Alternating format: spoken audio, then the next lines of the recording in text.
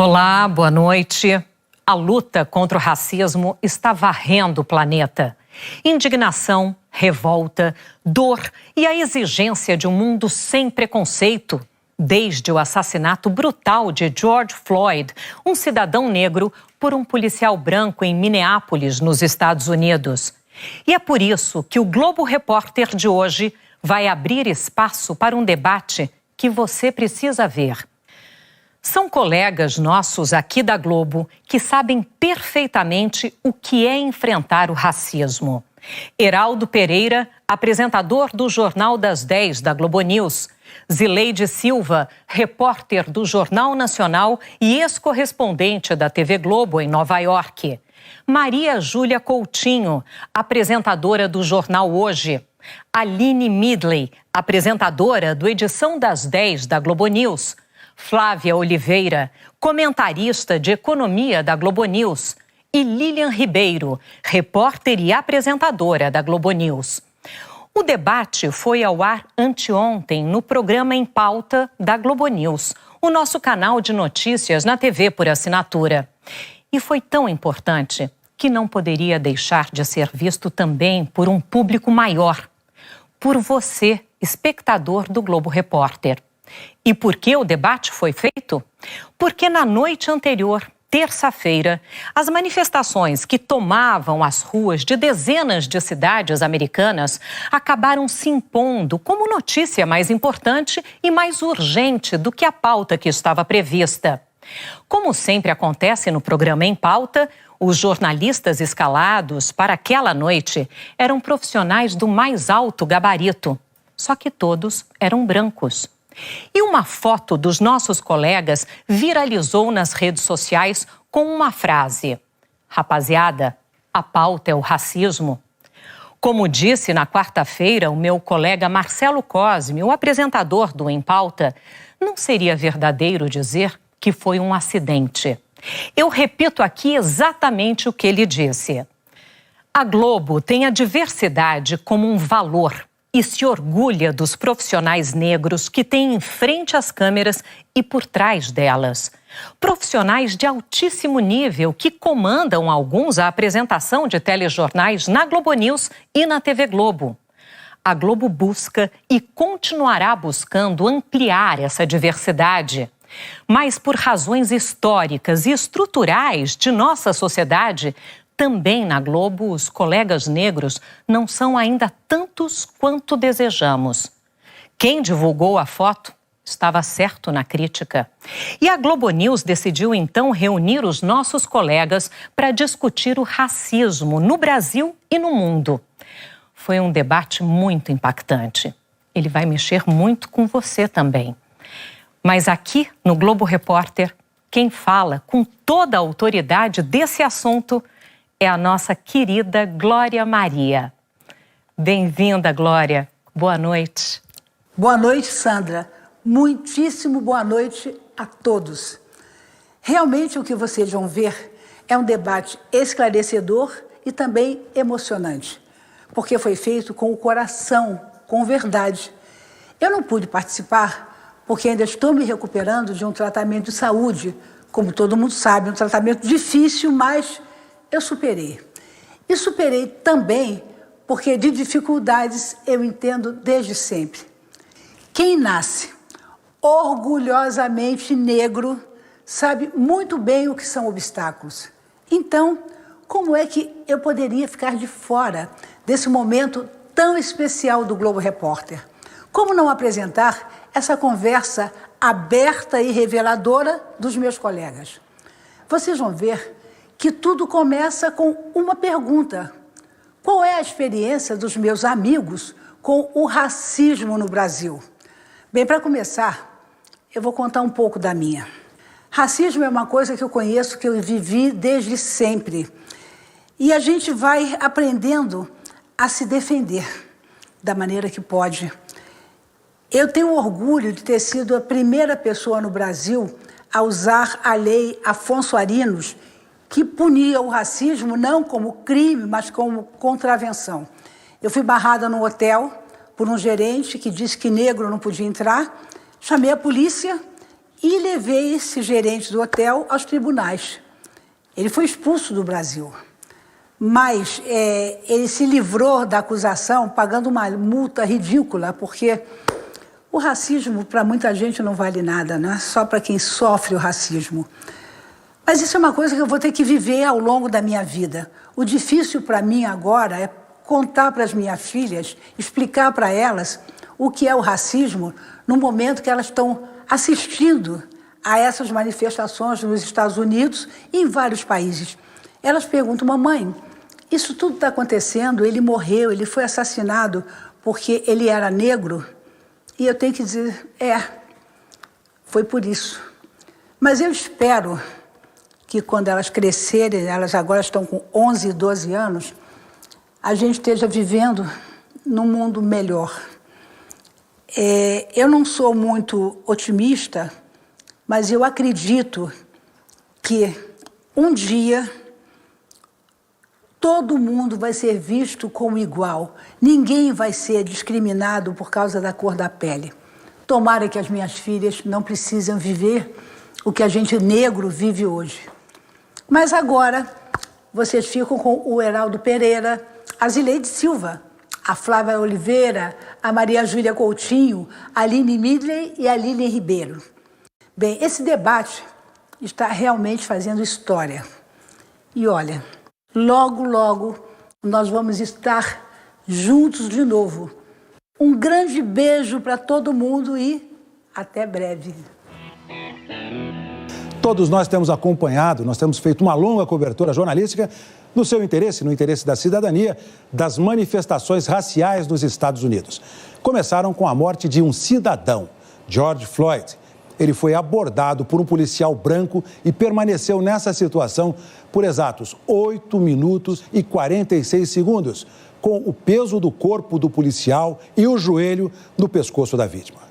Foi fatal. Era a noite do dia 25 de maio, uma segunda-feira. A partir daí, os conflitos se alastraram pelos Estados Unidos e já se chegou a mais um dia de protestos nos Estados Unidos. A repercussão de tudo no mundo e também no Brasil, nós estamos apresentando com os nossos times da informação nas ruas, time da análise dentro, e temos agora aqui este painel. Passaremos a apresentar, a tratar da questão americana, questão racial, questão de violência e também das questões raciais aqui no Brasil. Veja só, um painel de mulheres jornalistas, mulheres negras, que evidentemente já passaram por experiências de dificuldade racial também aqui no nosso imenso Brasil, o nosso país. Eu começo, dou boa noite a todas, é um prazer estar com vocês todas aqui. Eu começo pela Flávia. Flávia, sua experiência de racismo no Brasil.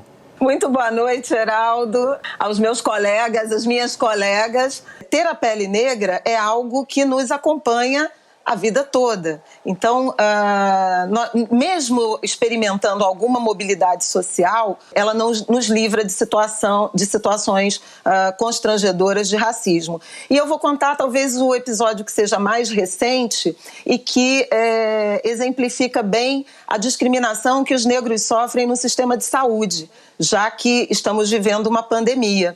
Eu fiz uma cirurgia uns anos atrás para retirada de um nódulo no seio. Era benigno, não se preocupem. E ao me internar, como eu sou uma mulher de candomblé e era uma sexta-feira a cirurgia, eu estava vestida de branco. No quarto do hospital de classe média alta da Zona Sul do Rio, onde me internei, a enfermeira que foi fazer preencher o questionário pré-intervenção, me viu vestida de branco, uma mulher negra, e perguntou: ué, a dona Flávia já foi para o centro cirúrgico? E eu respondi: sou eu, a dona Flávia. Aí ela disse: nossa, é que você parece tão bem que eu não achei que fosse a paciente. Uma mulher vestida de branco num quarto de hospital de rico é naturalmente a acompanhante da madame e nunca a paciente. Esse é o retrato do racismo brasileiro. Velado, ora escancarado. Da Flávia, eu vou a Zileide, que está aqui tantos anos junto com a Zileide nessa cobertura do dia a dia, dos fatos jornalísticos. Sua experiência de racismo no Brasil, Zileide? Oi, Heraldo, boa noite a todos, para minhas colegas aí. Eu tenho uma experiência já repórter da TV Cultura de São Paulo, e eu fui até a Fiesp, a Federação das Indústrias do Estado de São Paulo, você conhece muito bem, Heraldo, a Maju também, para entrevistar o presidente. E eu estava com um cinegrafista branco, o Ricardo Arter, né, um cinegrafista loiro, de olhos azuis. Aí, enfim, eu entrei e a secretária não se dirigiu a mim. Ela só conversou com o cinegrafista, com o Ricardo, e aí, de repente, a porta abriu e saiu o presidente da Fiesp, veio, me deu um abraço, falou: Zileide, que ótimo você aqui, tal. Eu só olhei para a cara dela, ela completamente constrangida. O que eu fiz, Heraldo, eu levantei o nariz, porque não dá para aceitar esse tipo de situação em nenhum momento. E eu falo isso porque eu quero que colegas negras e colegas negros como eu saibam que não dá jamais para baixar a cabeça, em nenhum momento e nenhuma hipótese. Mas eu nunca esqueci esse momento. Heraldo. Lilian Ribeiro. Heraldo, boa noite a essas queridas e tão admiradas colegas. É uma honra estar aqui nesse Em Pauta no dia de hoje. Acho que a imagem do racismo no Brasil, para mim, está no olhar. Está no olhar de quem não nos vê ou no olhar de quem nos vê em determinados lugares. Então, a Zileide falou da experiência dela. Eu tenho uma tática já, que é sempre chegar de microfone em punho, para ninguém ter dúvida de que naquela situação eu sou a repórter, eu sou a jornalista. Sim, estou aqui para te entrevistar, para discutir temas relevantes com você, e sou também uma mulher negra. Então, esse olhar que nos acompanha, que muitas vezes nos acompanha dentro das lojas também, esse olhar, para mim, é a marca do racismo à brasileira. Maju Coutinho, a partir de São Paulo. Oi, Heraldo, boa noite para todos. Boa noite, a sua experiência, por favor. Primeiro quero falar que eu estou muito feliz de participar desse momento histórico, que isso se torne uma normalidade, isso é muito legal de estar junto com essas colegas competentes, negras. Eu acho que a minha experiência de racismo é desde o nascimento, é desde a infância. Eu tenho memórias muito de criança, de pequena, de 6 anos de idade, e uma coleguinha em escola particular ter perdido o estojo e, de repente, ela decidiu que eu peguei o estojo dela sem nenhum motivo. Ou, ao mesmo tempo, eu lembro de experiências, essa foi muito marcante, que eu já era adulta, estava na casa dos meus pais, que eles têm casa de praia no litoral norte aqui de São Paulo, Baraqueçaba. Eu passei na rua sozinha e, de repente, tinha um grupo de jovens brancos numa casa vizinha dos meus pais, mas acho que não sabia que nós morávamos lá. E começaram brincadeiras com barulhos de macaco, enfim. Eu sei que eu voltei daquela cena muito revoltada para a casa dos meus pais, comentei o que tinha acontecido, chorei, fiquei brava, mas eu também voltei à casa desses jovens, ao quintal, e estraguei as festas mesmo. Eu falei: olha, gente, isso que não pode se repetir, isso que vocês estão fazendo é uma atitude racista, é isso que vocês têm que tomar cuidado. Eu sei que todo mundo se assustou com a minha fala naquele momento. E como a Lilian falou, né, essa questão de você, às vezes, ter que estar com o microfone empunhado quando você é repórter da Globo para provar que você é repórter mesmo, né?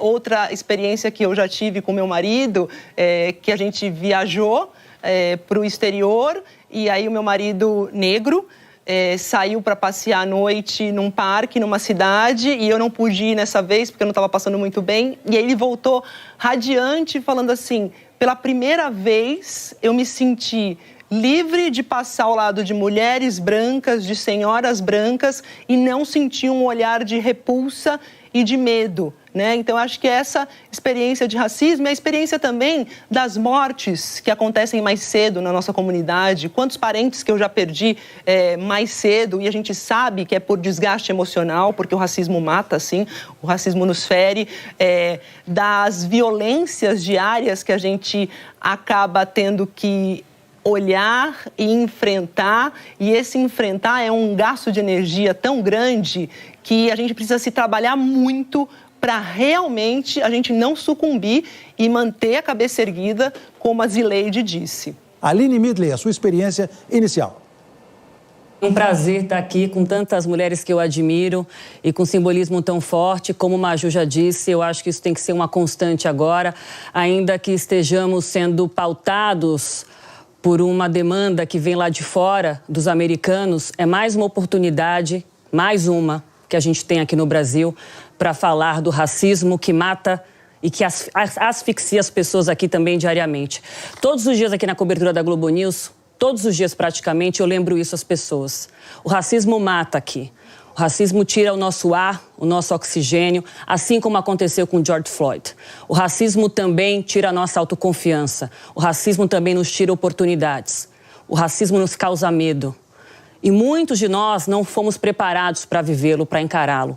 Então, quase que diariamente aqui na cobertura, sempre que eu tenho oportunidade, eu falo: gente, o racismo aqui no Brasil não é velado. O racismo aqui no Brasil está escancarado. A gente tem que ver. Então, se essa pauta vem de fora, que baita oportunidade a gente tem aqui mais uma vez de convocar os brasileiros a olharem para isso, a mudarem a narrativa sobre isso e começarem a ouvir as narrativas que interessam. E acho que nós aqui hoje, nesse grupo, trazemos algumas importantes que podem servir de ponto de partida para vocês que nos acompanham. Então, primeiro, aqui, agradecer essa oportunidade de estar aqui com vocês, agradecer a chance de falar sobre isso com esse time aqui reunido. E mais, falar que a vivência do racismo te acompanha desde cedo, com algumas particularidades. Eu, como vim de uma família miscigenada, vivi isso de determinadas formas e cada uma de nós aqui também. Uma experiência marcante não faz muito tempo, com um ex-namorado, frequentando um clube muito bacana numa praia da Zona Norte aqui de São Paulo, do litoral norte. Eu estive nesse condomínio de piscina, muita gente abastada, com muito dinheiro, um lugar muito pautado por isso, pelas aparências. Eu era a única negra naquele lugar, como foi assim a minha vida inteira praticamente. Na escola eu era a única, na universidade eu era a única. Então, isso não era novidade para mim, mas naquele lugar ali, cercada pela família dele, eu achei que estava tudo bem. Quando eu cheguei na piscina, acompanhada das sobrinhas dele, todas brancas também, eu praticamente fui barrada pelo segurança do condomínio para entrar na área da piscina, porque ele achava que eu era uma babá. Isso não foi vocalizado, mas isso ficou evidente. E aí meu namorado, que na época, né, hoje é o meu ex-namorado, mas na época estava comigo do lado e é branco, falou: ele nem precisou falar, o segurança olhou para mim, pediu desculpas e eu passei. E trazendo um pouco para a trajetória jornalística, quando eu fiz a transição da produção dos bastidores para o vídeo e eu virei repórter, eu era muito boa produtora, isso eu tinha 22 anos, já faz mais de 15 anos, me entreguei aqui, entreguei minha idade. Mas o meu chefe na época dessa empresa, dessa emissora, me disse: Aline, eu só acho que a gente precisa mudar algumas coisinhas. Eu falei: em que sentido? Ele falou: não, assim, umas coisinhas, porque você sabe, você é bonita, você tem presença, sua voz é boa, mas, sabe, assim, o cabelo, eu não sei, sabe, eu acho que não vai ser bem assimilado isso, eu acho melhor.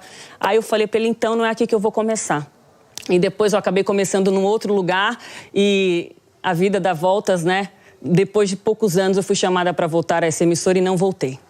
Por algumas dessas razões, claro, esse tipo de resposta que eu tive dele quando eu fui tentar dar um caminho adiante na minha carreira. E fico até hoje me perguntando, quando ele me vê no ar, o que será que ele sente? Até porque me procurou depois disso outras 2 vezes para que eu voltasse a esse canal. Então, eu até fico emocionada de falar aqui sobre a experiência que o George Floyd teve, porque eu acho que a falta de ar que ele sentiu durante aqueles 8 minutos, a gente sente diariamente aqui. E todo mundo tem que sentir conosco, porque enquanto as pessoas estiverem morrendo daquela forma, e elas estão, não pode estar bom para ninguém, Heraldo.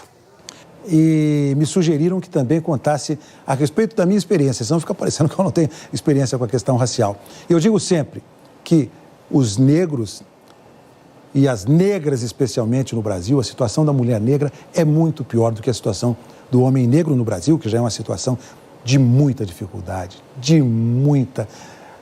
muito enfrentamento. Quem é negro no Brasil, quem é negra no Brasil, enfrenta a questão racial todo dia, a todo momento, tem barreira racial. Num país com essa diversidade, num país com esta maravilha que é o nosso imenso Brasil e que a gente vai construir coisas boas nesse país, negros e brancos. Aline, Flávia, Zileide, Lilian, Maju. Que painel. Contando as experiências de cada uma, eu também contei a minha.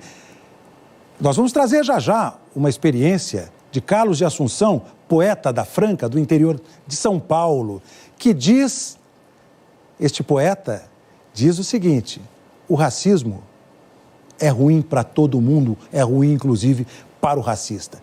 Para as experiências sobre o racismo nos Estados Unidos, no paralelo com o Brasil, eu vou a Flávia Oliveira. E lembro, há grandes manifestações nos Estados Unidos a partir da morte do George Floyd. Qual é o paralelo que você faz, Flávia, com o Brasil? Lembrando que nos Estados Unidos, os negros são minoria, tem 12,5% a 13% da população. Não é essa maioria que somos no Brasil.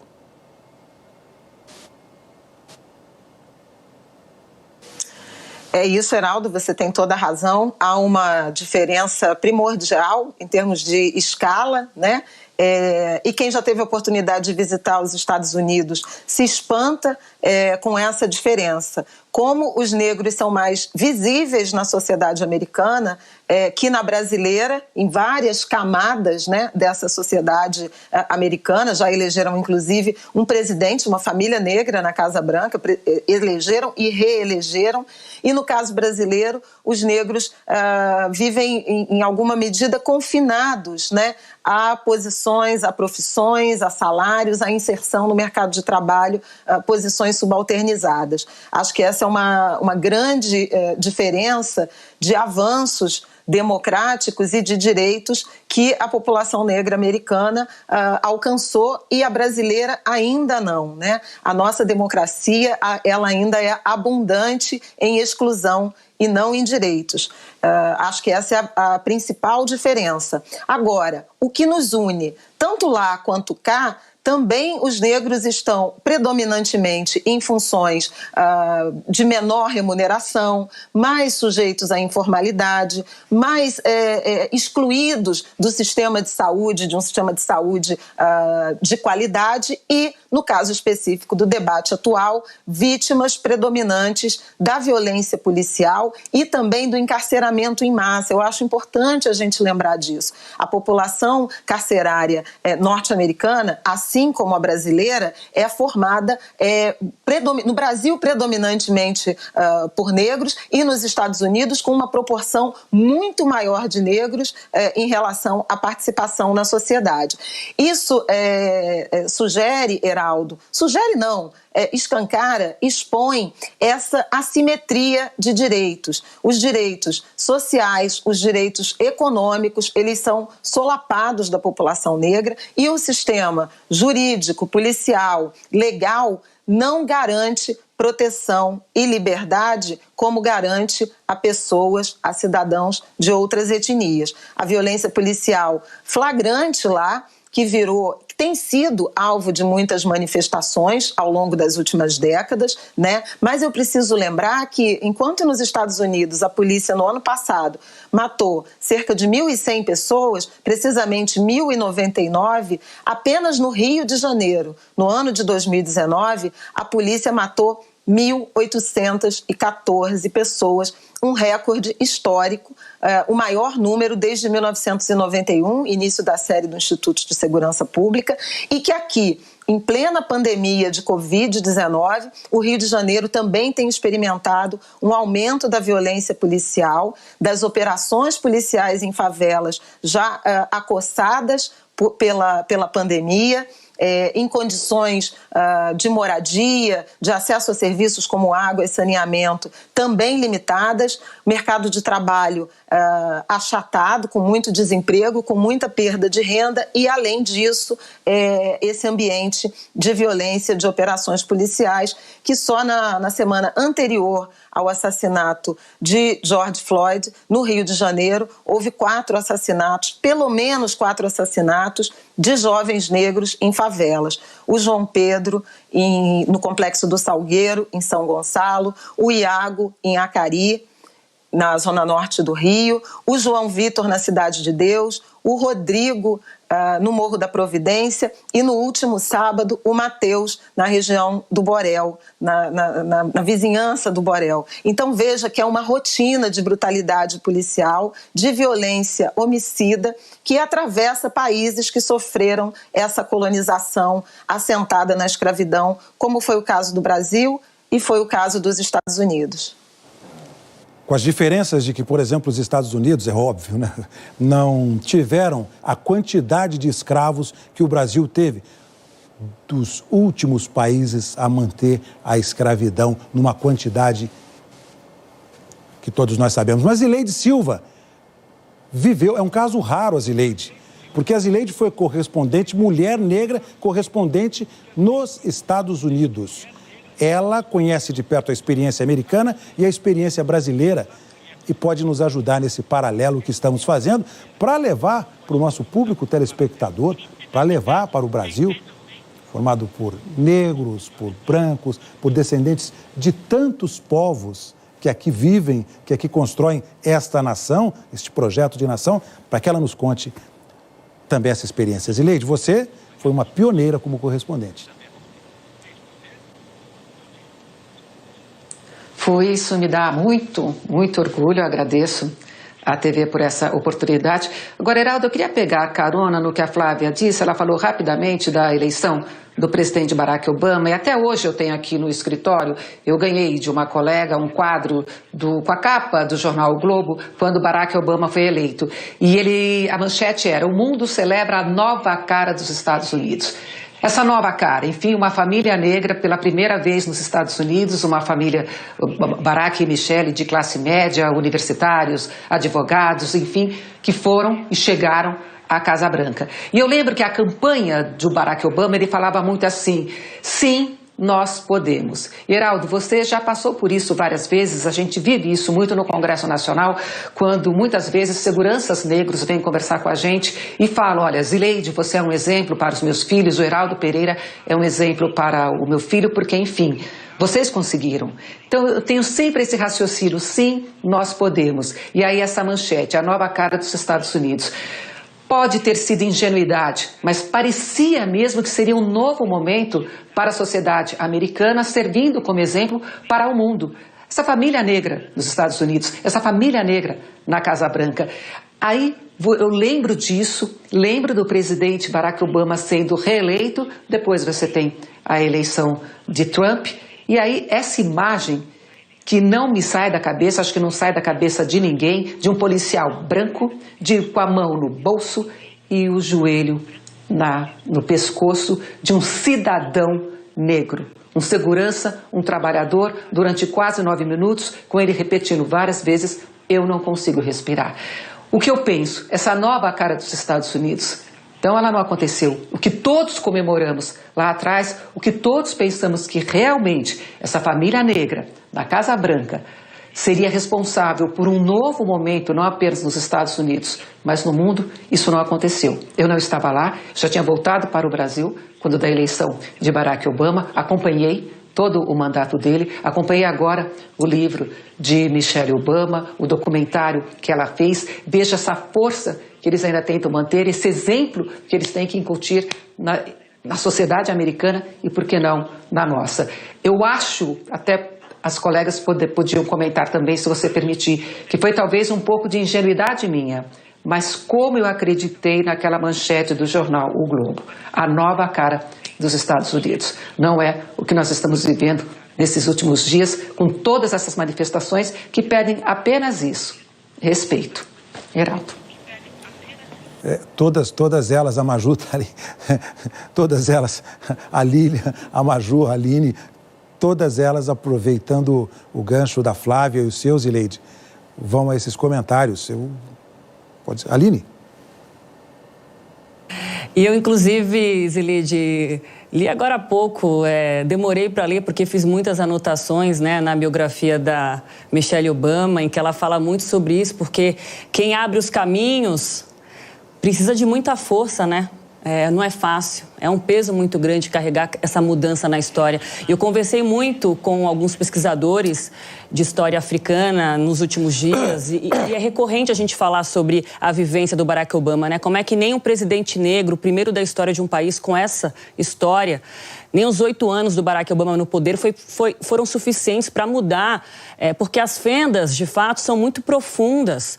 É uma mudança de cultura, de patamar, de parâmetro, é muito profundo. O Barack Obama, sem dúvida alguma, com a Michelle, com tudo que eles representam até hoje, isso está posto, está colocado.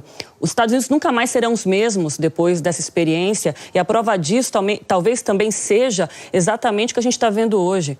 As maiores manifestações desde os anos 60, desde os movimentos civis que levaram o Dr. King na época, quer dizer, eu acho que isso está posto já. As mudanças não vão de fato acontecer de uma hora para outra, inclusive aqui também não. Mas as oportunidades estão aí, a reflexão tem que ser diária. Teve essa onda de posts essa semana de colocar uma tela preta, né? Eu acho isso louvável, me emociona, mas o post que eu fiz foi exatamente sobre o entrevistado que a gente recebeu aqui, Ronilson Pacheco, um pesquisador brasileiro, negro, que está estudando teologia e direitos civis lá em Nova York, em que ele fala, para avançar, e por isso também os americanos não avançaram ainda o suficiente, é preciso ter vontade de toda a sociedade, um debate honesto para encarar isso, e isso começa individualmente em cada um. E, de fato, mesmo Barack Obama no poder, nem todos fizeram esse exercício, essa reflexão individual de olhar para si, olhar para os próprios privilégios. E a nossa mudança aqui também é essa. A gente tem que sentir o desconforto do nosso conforto. O desconforto pelo conforto que a nossa cor branca, no caso de quem não é negro, sente. Um conforto que deve incomodar. Olhar por seus privilégios, olhar para eles e se perguntar onde é que estão os negros na sua cidade? Onde é que estão os negros no seu trabalho? O que eles fazem? Como você os observa? A Djamila Ribeiro, que hoje para mim é quem mais fala bem de racismo assim, dessa nova geração, ela fez um artigo recentemente na Folha de São Paulo falando sobre a tia do cafezinho, que para mim é genial, porque é exatamente do que se trata, de um processo de desumanização pelo qual muitos negros passam, muitas vezes um processo que precede exatamente a violência máxima, que é um tiro, como foi o caso do menino João Pedro. Essas pessoas, em muita situação, são desumanizadas. E a gente tem que reumanizá-las. O nosso papel na imprensa hoje é lembrar as pessoas disso. Que todas as vidas importam mesmo. E, infelizmente, só um presidente negro, por mais potente e forte que isso seja, o que isso representa, não é suficiente, porque todo mundo tem que mudar. O coletivo tem que mudar a partir do individual. Essa reflexão tem que ser de cada um de nós.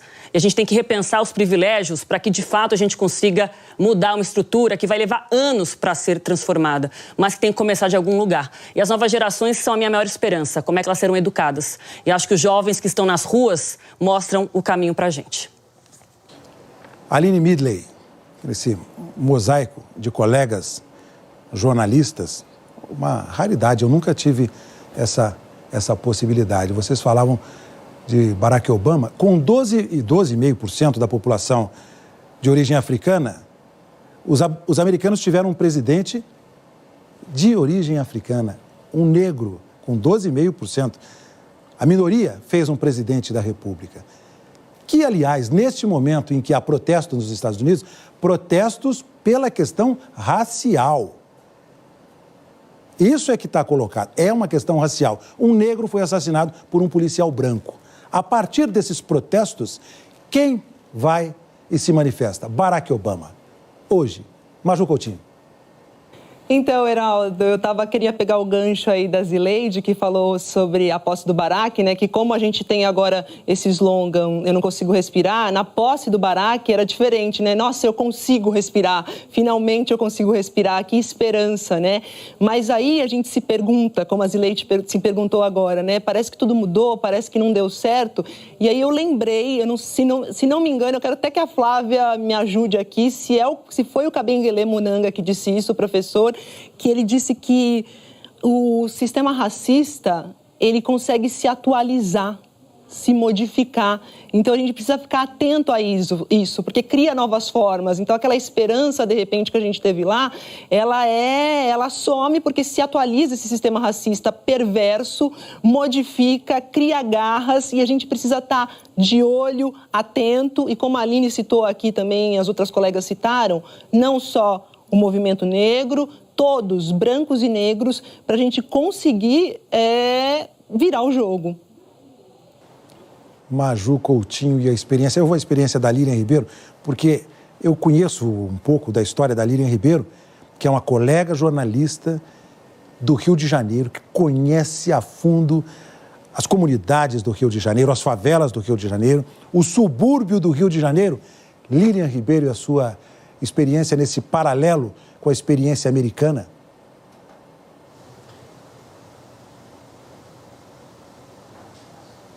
Os colegas estavam falando, estava lembrando aqui de uma fala que eu ouvi ontem de um radialista americano, negro, bem-sucedido. A gente sabe, os Estados Unidos aderiram a políticas afirmativas bem antes da gente. Eu, por exemplo, sou da primeira turma da política de cotas da Universidade do Estado do Rio de Janeiro, primeiro ano em que essa política começou a funcionar aqui no Rio, e lá nos Estados Unidos essa é uma política já de muitos anos, né? E esse radialista bem-sucedido vive num bairro nobre nos Estados Unidos, e ele estava contando que um dia ele estava com um amigo que mora no mesmo condomínio, só que mora numa casa a algumas quadras. E aí eles decidiram buscar alguma coisa nessa casa do amigo. E aí no caminho ele começou a pensar, vai dar problema. O medo dele não é o medo que qualquer brasileiro talvez tenha ao andar numa grande cidade, à noite, de ser abordado por um assaltante, por um criminoso. Ele tem medo da polícia. Por que dois homens negros estão andando aqui num bairro nobre? Então, apesar das diferenças estruturais nos Estados Unidos e aqui no Brasil, a gente sabe que são muito grandes também, mas os medos acho que são muito parecidos, né? Esse medo da abordagem policial, isso é inaceitável. Por que eu estava também conversando com uma amiga, agora trazendo um pouco a experiência aqui para o nosso Rio de Janeiro. Estava conversando com uma amiga que tem um sobrinho de 18 anos e ela dizia para mim, Lilian, a experiência do racismo, para mim, hoje é insuportável. Eu tenho meu sobrinho de 18 anos e o meu grande medo hoje ele vai saber reagir a uma abordagem policial? Se a gente continuar como sociedade admitindo que esse medo é um medo possível, a gente vai falhar completamente. Né? E todas as tentativas de transformação vão por água abaixo. É preciso essa reflexão, como acho que foi a Aline que falou, né? A gente reconhecer, ter desconforto no nosso conforto, todos nós.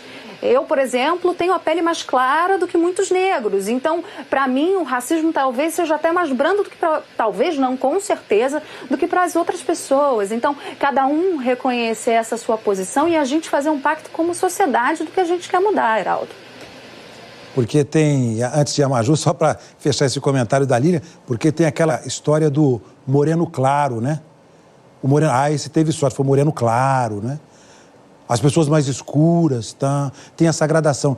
Numa sociedade que é miscigenada, a nossa beleza é miscigenação. Eu estou provocando as minhas colegas aqui, a Flávia pede, a Maju pede, vamos lá. Por favor. Quem vai? Maju? Não, gente, vamos abrir o coração aqui, meninas. Não, Heraldo, eu lembrei de uma coisa muito importante aqui que você falou logo de experiência do racismo, que a experiência mais dura, eu não sei se minhas colegas passaram por isso, mas a experiência de você refletir, né? Eu vou botar uma criança negra nesse mundo que é racista, que às vezes tende ao fascismo. Eu já conversei com outras mulheres negras, eu também já tive essa dúvida. Isso é cruel, você pensar nisso, né? Do medo, como a Aline, minha colega do Rio, falou, da abordagem policial, de como essa criança tem que ser criada cheia de cuidados. Então, olha, se a polícia chegar, haja assim, haja assado. Isso é de uma crueldade que as pessoas têm que aprender, têm que refletir junto com a gente, porque não é normal isso. Não é normal uma mulher que pensa em ser mãe ter medo de ser mãe por causa da cor da pele do filho. E isso acontece, eu já conversei com amigas que tiveram esse medo. Flávia Oliveira.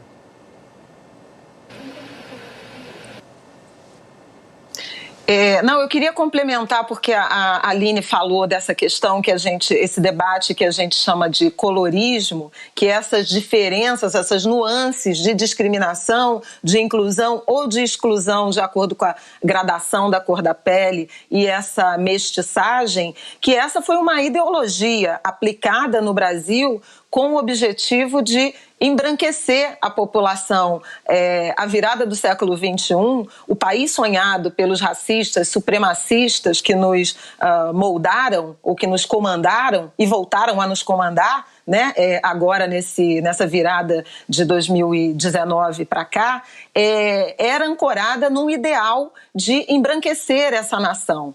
Por isso o Brasil tem mais de 100 de denominações para tons de pele, justamente numa tentativa de fugir da negritude. A novidade é que a partir do final do século XX e ganhando muita força nessas primeiras décadas do século XXI, o aumento da autodeclaração como preto e pardo, sobretudo como preto, né, uma identificação maior com a negritude, com as raízes africanas, com a contribuição, a participação fundamental que os descendentes de africanos e os africanos escravizados tiveram na formação desse país em todos os níveis e não apenas no futebol ou na música ou no samba, sobretudo nisso, nessa nossa arte, a arte que apresenta o Brasil ao mundo é uma arte negra, mas nós tivemos contribuições fundamentais na luta por liberdade, na ciência, na engenharia, na literatura. Grandes dos nossos nomes, Machado de Assis, o primeiro deles,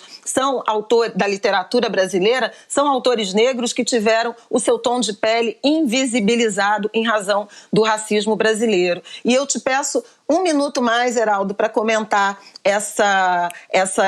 esse comentário da Maju sobre a questão da maternidade, né, das mulheres negras. É a pura verdade, há muitas jovens negras questionando, né, a decisão de serem mães em razão desse ambiente de violência e de racismo, mas eu queria lembrar que nós somos também produtos de úteros e de linhagens de mulheres negras que acreditaram na perpetuação e na nossa existência. Nós somos sobreviventes de um projeto muito cruel de extermínio e eu valorizo muito a minha ancestralidade, sobretudo a minha linhagem feminina, por isso também, Heraldo.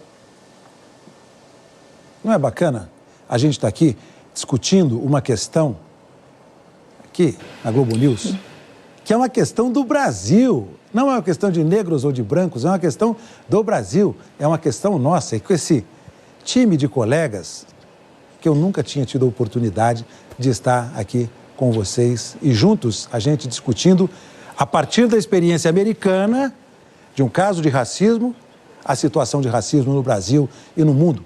Crime abominável. Maju, palavra.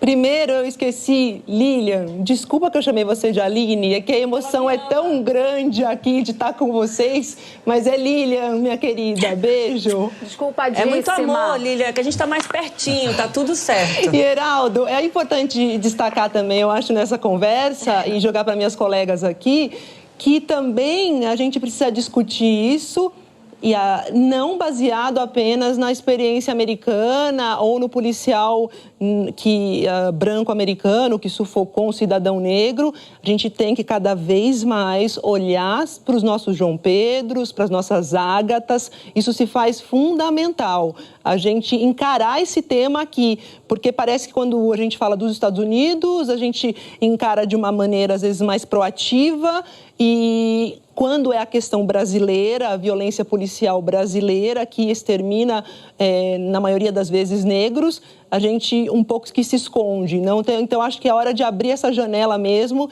e a gente escancarar essa violência que também ocorre aqui e é muito grave. Aline, por favor. Queria complementar uma fala da Flávia, que eu acho muito importante. Eu acho que o orgulho negro, o orgulho da própria origem, Muitas famílias negras, muitas crianças negras ainda crescem no Brasil, por vários fatores também, sem ter isso como pauta dentro de casa. O racismo acaba sendo ali um monstro do qual você vai fugindo e aquilo não vai sendo dito, não vai sendo comentado. Então, já que estamos aqui em muitas mulheres crescem sem essa educação para o racismo, sem orgulho do que são.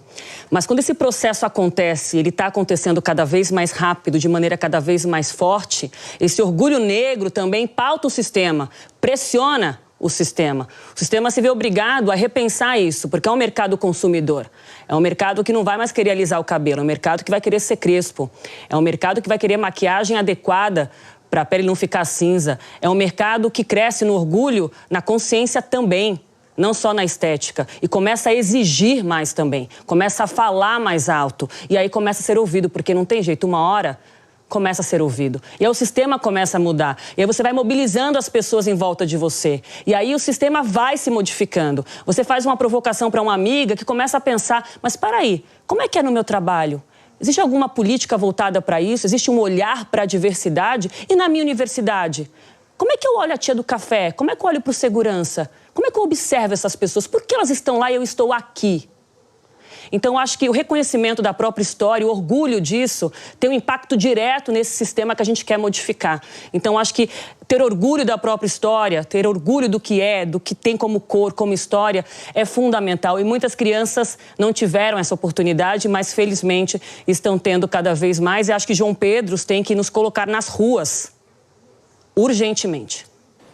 Não, e ponderando aqui, Tairaldo, quando eu falo nas ruas, é uma maneira de falar de mobilização. Obviamente, estamos no meio de uma pandemia, não estou aqui convocando as pessoas a irem às ruas neste momento, mas uma reflexão de convocação, de rebeldia no sentido mais bonito que essa palavra tem, de falar, não, isso não pode. A gente tem que se mobilizar nas redes agora, onde é o momento, e pensar como é que a gente vai se comportar depois, quando a gente tiver a chance de se unir também no asfalto. Na linha do que diz o poeta Carlos de Assunção, o racismo é ruim também para o racismo, que, segundo ele, é um coitado.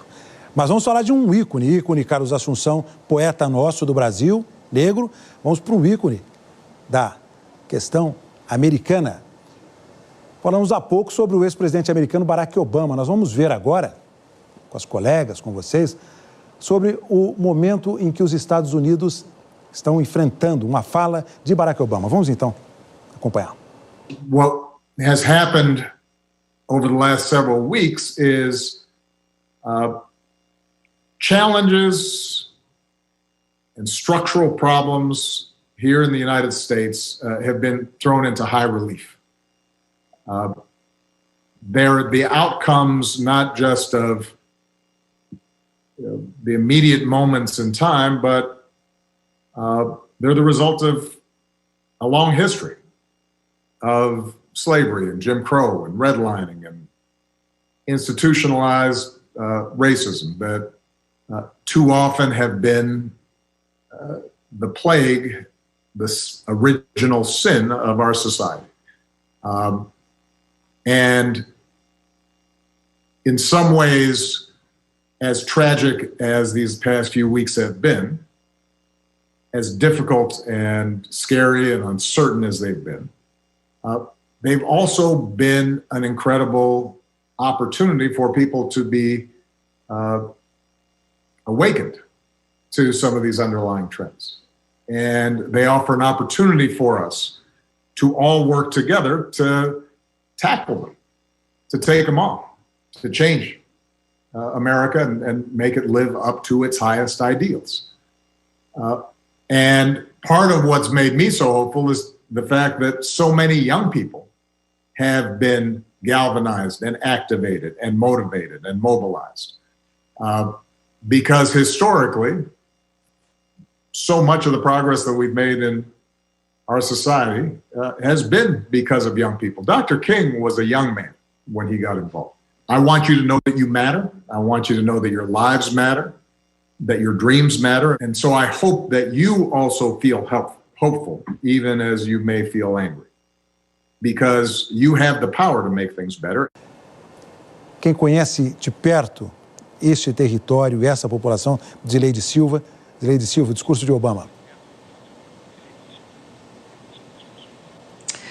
Olha, Heraldo, falando sobre essas mazelas, falando sobre racismo, o ex-presidente Barack Obama usou expressões fortes como praga, como pecado original, mas ele falou também em esperança. E eu acho que é isso que essas manifestações tentam mostrar. Essas manifestações, inclusive, lembram muito aquelas que aconteceram aqui no Brasil em 2003, manifestações que começavam sempre de uma maneira bastante pacífica, e aí, durante o decorrer das manifestações, começaram a surgir os black blocs, que nós chamávamos aqui, e que levaram as manifestações para a quebradeira, com a participação de vândalos. O que eu estou acompanhando nos Estados Unidos, e ontem até acompanhando aqui na Globo News, eu lembro que em um determinado momento, uma manifestação em frente à Casa Branca, já com grades cercando a Casa Branca, alguns manifestantes, vândalos, tentavam quebrar essas grades, essa cerca. E aí outros manifestantes pediam para que isso não acontecesse em hipótese alguma, porque o que eles querem ali é uma união que a gente sente às vezes quando um policial se ajoelha, ou quando um policial, essa cena também foi mostrada na Globo News, um policial abraça um manifestante, que até, às vezes até esquecem as máscaras, que é um outro problema porque estamos vivendo essa pandemia do novo coronavírus. Mas essas imagens são muito fortes. Então nós temos sim os vândalos, mas temos esses manifestantes que não querem vandalismo, que querem apenas tentar essa união, tentar resolver esse problema histórico citado pelo ex-presidente Barack Obama como uma praga. Então, quando ele encerra esse depoimento falando em esperança, é o que todos nós desejamos, tá? Lá e no Brasil. Porque, como você disse, Heraldo, o racismo é uma mazela, o racismo sufoca, o racismo mata. Então, essas manifestações têm que ser para que isso pare, para que isso termine. Não vai acontecer agora, não vai acontecer num período extremamente curto, claro que não, mas é o que todos nós desejamos e que tão bem o ex-presidente Barack Obama soube verbalizar. Enquanto você ia fazendo ia falando, Zileide, a gente ia mostrando as imagens do policial branco ali com os manifestantes negros, latinos, enfim, várias pessoas ali no momento de solidariedade. Tivemos também imagens parecidas em outras partes dos Estados Unidos. Tivemos em Miami, tivemos também em Portland, toda uma ponte tomada por manifestantes que se deitaram numa imensa ponte. Aí estão as imagens, enquanto por cerca de 8 minutos, uma posição semelhante àquela que George Floyd foi assassinado pelo policial branco, e ali permaneceram. Veja, é uma ponte imensa, 420 metros de ponte, e as pessoas permaneceram aí na posição de George Floyd, num ato de protesto. Aí estão as imagens da cidade de Portland. Realmente uma cena muito marcante, que evidentemente que o ex-presidente Obama também teve acesso a esta cena na cidade de Portland e tantas outras cenas que impactaram o mundo. Eu deixo a palavra com vocês. Fábia. São imagens, Heraldo, só concluindo, extremamente fortes, e o que elas representam é o que deve prevalecer, é a esperança citada pelo ex-presidente Barack Obama. Maju. Heraldo, você falou de cenas marcantes, acho que a gente não pode deixar de lembrar uma cena que para mim marcou o dia hoje, que foi a filha do George Floyd, acho que de 6 anos, na rua, no colo de alguém, e ela falou assim: meu pai mudou o mundo, acho que foi isso, né? E realmente o pai dela deu uma chacoalhada grande nesse planeta aqui. Eu achei essa cena também muito emocionante hoje. Flávia.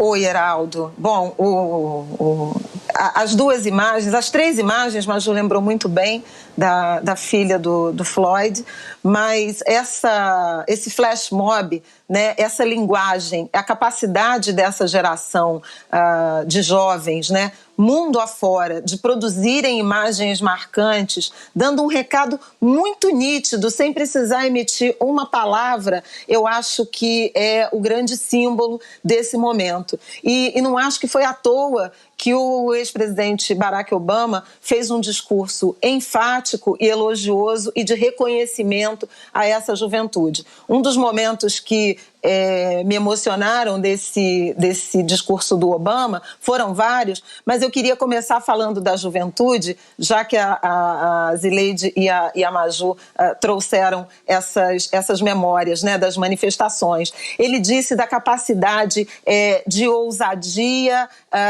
de criação, a potência da juventude ao longo do discurso, e lembrou que na origem do movimento pelos direitos civis, nos anos 50 e 60 nos Estados Unidos, estavam também jovens. Ele lembrou de Martin Luther King, ele lembrou de Malcolm X e se referiu a outros processos de transformação das sociedades capitaneados por jovens, movimento de mulheres, os movimentos pelo meio ambiente, de modo geral, e muito recentemente também protagonizado pelos jovens. A gente pode citar a Greta nessa onda mais recente. Mas veja, Malcolm X e Martin Luther King foram assassinados aos 39 anos. Portanto, eles tinham décadas, já mais de década de ativismo e de uma militância que começou muito cedo. Angela Davis, aos 26 anos, era considerada, por pertencer ao Partido dos Panteras Negras, uma das 10 pessoas mais procuradas pelo FBI, né? Então, veja que há um vigor e uma potência de transformação que parte da juventude, e o Barack Obama, ele soube identificar isso com muita precisão. Então, um discurso que apelou ao diálogo, à esperança, um recado dizendo que essa mobilização da juventude, e ele foi muito feliz também quando disse que nesse momento marcham jovens de todas as etnias. 6 anos atrás, em 2014, logo após os assassinatos de Eric Garner e Michael Brown, que ele citou como sendo o ponto de partida de um chamamento de uma comissão para analisar a violência policial, ele, Obama, quem marchava nas ruas era basicamente a juventude negra, as comunidades negras americanas, ainda que por várias cidades. A novidade dessa vez é uma juventude colorida marchando. E me parece que por empatia, Heraldo, mas também por empatia com essa violência que atinge fortemente aos negros, mas também por uma certa identificação com uma sociedade, um arranjo político, um acordo político e econômico que não representa essa juventude, que não entende essa juventude e que não opera na direção de políticas para a juventude. Não é à toa que jovens em várias partes do mundo têm se manifestado cobrando políticas públicas. É uma faixa etária muito exposta à violência, ao desemprego, à baixa remuneração, às poucas oportunidades, e uma juventude criada num ambiente que lhes prometeu uma outra sociedade e um outro nível de bem-estar e de condições de vida. Então, destaco essa ênfase do Obama e fazendo aí uma analogia ou um antagonismo flagrante ao presidente Donald Trump, que acenou a essa juventude com o ato de insurreição de 1807, que é pôr o exército nas ruas para combater essa juventude que hoje ocupa e se manifesta, e lembrar que a última vez que o ato de insurreição foi utilizado foi em 1992, em Los Angeles, em razão do espancamento de Rodney King por policiais também. Então veja a diferença de um líder que procura ouvir o seu povo, e o seu povo se manifestando na sua diversidade, que é uma riqueza, e um líder autoritário e violento que quer responder com a força da lei a uma juventude tão vibrante, um ativo tão valioso para os Estados Unidos quanto para o Brasil. Eu lembro que o Brasil hoje vive o pico da sua população jovem, de 15 a 29 anos, são praticamente 1 em cada 4 brasileiros, e a gente precisa também dar atenção, ouvir e criar políticas públicas de inclusão e de bem-estar para a nossa juventude. Nós estamos aqui recebendo participação da Zileide, da Flávia, da Aline, da Lília e da Maju, analisando os fatos dos Estados Unidos no paralelo com o Brasil. Eu vou para a Aline porque tivemos a fala do ex-presidente Barack Obama e consta pode ser lenda, um pouco da lenda, da crônica política, que um dia o presidente Barack Obama teria dito: olha, eu até me pareço aí muito com um brasileiro. Aparentemente eu passo por brasileiro. O presidente Barack Obama é um caso de uma pessoa de origem miscigenada, o pai africano e a mãe branca americana. Aline, discurso de Barack Obama. Heraldo, a gente vendo essa imagem, até se der para a gente recolocá-la, mas recuperando essa ideia do que... fazendo alguns paralelos e algumas analogias. Eu acho muito simbólico a gente falar sobre marcha, sobre pontes.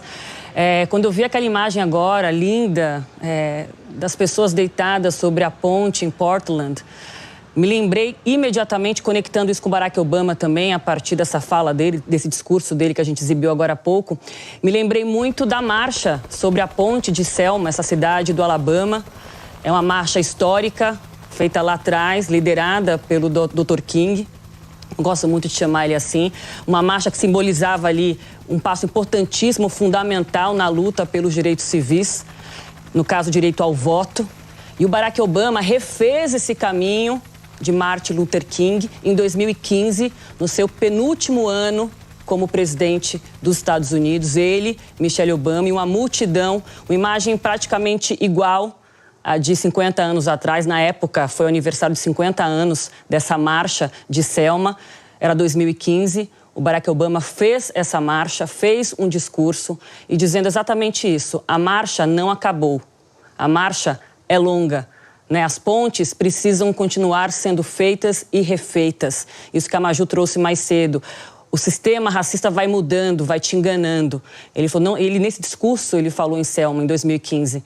O racismo não acabou, o racismo continua e essa marcha precisa continuar sobre essas pontes. E as pontes também unem, ligam. Então, acho que essa imagem que chega de Portland também, ela tem um simbolismo muito forte, me lembrou Selma imediatamente. E não por acaso, o Barack Obama participou do aniversário de 50 anos dessa marcha em 2015. Foi um marco também da gestão dele. Então, eu acho que ainda que os avanços não tenham acontecido na velocidade que a gente deseja, inclusive aqui no Brasil, as marchas estão acontecendo, precisam ser renovadas e a gente precisa sempre lembrar que o sistema vai tentando se apropriar disso, vai tentando distorcer.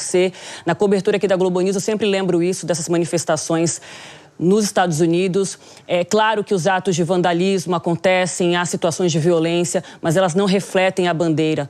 E muitas vezes elas acontecem, essas movimentações mais violentas acontecem por grupos infiltrados que têm exatamente a intenção de criar essa associação, essa distorção do movimento dos direitos dos negros com a violência, com o distúrbio, com a desconfiança.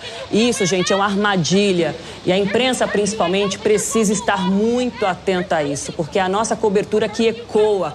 A gente tem que mostrar, acima de tudo, sim, as situações que acontecem, a violência, condenar isso, mas valorizar, Heraldo, o joelho no chão, os abraços, porque são esses movimentos que refletem, de fato, essas bandeiras. Enquanto você faz a sua análise, nós temos imagens de prisão neste momento nos Estados Unidos, em Nova York, por isso que eu pedi para falar, para descrever as imagens que você estava fazendo a sua análise, mas nós estamos tendo prisões, possivelmente, o que tudo indica, nas proximidades do Central Park. 2 mulheres acabam de ser presas. Lilian Ribeiro. Heraldo, a partir também do que disse a Aline, do que disse a Flávia, né? A gente está falando de uma luta imagética dessas imagens e uma luta de narrativa. Então, na medida em que há vandalismo e atos de depredação, há uma tendência de que esse passe a ser o foco da cobertura e da narrativa sobre os protestos. Então, como bem disse a Aline, essa é uma armadilha. Então, é preciso que o movimento esteja muito atento a isso para não cair nessa armadilha e que a morte de George Floyd continue sendo o centro de tudo isso e o que essa morte representa. Eu acho que essa adesão da juventude branca americana, a juventude latina, tem também muito a ver com a questão da imagem. George Floyd morreu diante dos nossos olhos, diante dos olhos do mundo. Então, ele foi asfixiado por minutos por um policial branco, com outros policiais assistindo a cena e nada fazendo, e isso não há como negar, né? A imagem da morte de George Floyd é inegável, então ela prescinde de laudo da perícia, de nota oficial do Departamento de Polícia, de artifícios que poderiam ser manipulados para dizer que alguma coisa aconteceu, que não uma abordagem totalmente inadequada, fora do protocolo que levou à morte de um homem negro. Então, essa imagem faz com que a juventude, especialmente a juventude, mas a população como um todo, é claro, mas a juventude que é essa que está nas ruas nos Estados Unidos, a juventude branca, a juventude latina, ela não tem como negar. Ela viu, aconteceu e ela viu, e é por isso que as pessoas estão se manifestando. Então, eu acho que essa questão da imagem, ela é muito forte. Eu queria só levantar um ponto rapidamente sobre o que o ex-presidente americano Barack Obama falou no discurso dele, né? A expressão que ele usou de pecado original. Quando a gente fala do fim da escravidão, e tanto lá nos Estados Unidos como aqui, a gente está falando de um povo inteiro que trabalhou por séculos e foi abandonado à própria sorte, né? Sem nenhuma indenização, vai lá e se vira. Foi assim que aconteceu e isso tem a ver com todos esses problemas que a gente vive hoje, Geraldo. Maju. A Lilian falou sobre a imagem, né, sobre a gravação. Eu lembrei uma frase que eu não sei se foi o Will Smith que falou, que os casos de racismo agora não é que acontecem mais, né, que eles estão sendo gravados, e isso é mostrado por mundo inteiro, como foi o caso do George Floyd. E lembrando ainda do discurso de Barack Obama, sempre num tom conciliador, né? Ele pede para que as polícias revejam o protocolo de abordagem às pessoas, né? Ele fala que, claro, existem bons policiais, mas que esse protocolo seja revisto. E isso se faz urgentemente necessário, não só lá nos Estados Unidos, como aqui no Brasil também, a revisão desse protocolo policial. Como que é a abordagem das pessoas, por que a abordagem da pessoa negra é de uma maneira e da pessoa branca é de outra. Essa semana a gente teve um vídeo que viralizou, em que o empresário, foi denunciado, acho que por violência contra a mulher, um empresário branco. O policial chegou lá para atender a denúncia, o empresário falou barbaridades para o policial, que ficou parado, ouvindo a pessoa que estava descontrolada. Não acho que o policial deveria agir descontroladamente, mas por que com a ação diante de um empresário branco falando barbaridades é uma ação controlada e diante de uma pessoa negra da favela é uma ação brutalizada? Então esse protocolo da polícia precisa urgentemente ser revisto. Minhas colegas do jornalismo, que maravilha estar aqui com vocês. Nós vamos seguir com as informações, com a análise, mas a Flávia, pois não? Heraldo, é que isso que a Maju falou é tão oportuno, essa questão do protocolo policial, e aí eu queria só acrescentar, complementar com uma informação. No início dessa semana, o Instituto de Defesa do Direito de Defesa protocolou junto à Comissão Interamericana de Direitos Humanos um pedido para participar de um julgamento envolvendo exatamente essa arbitrariedade nas abordagens policiais.